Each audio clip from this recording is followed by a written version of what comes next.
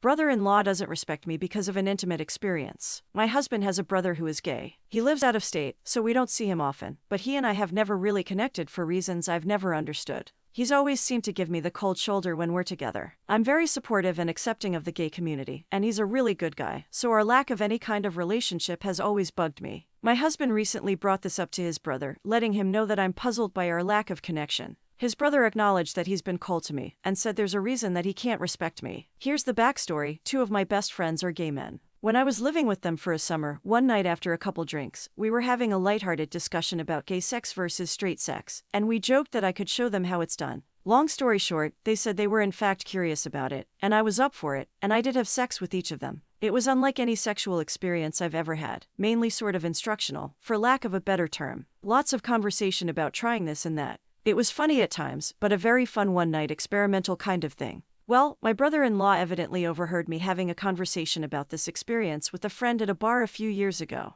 He told my brother that this is the reason he can't respect me. He says he knows women like me who do this kind of thing, and he thinks it's appalling. He says women like me are either getting off on a weird fantasy, or trying to turn the men. He said that either way it's taking advantage of the men and putting them in unnatural situations. I brought this up to my brother-in-law to explain myself when we were together last week. I wanted him to know that my situation was nothing like that. He didn't want to hear any of it, and the conversation ended abruptly. This really leaves me feeling uncomfortable, and now I'm actually questioning what I did with my friends. How should I handle this? Should I try again to defend myself, or is what I did not defensible?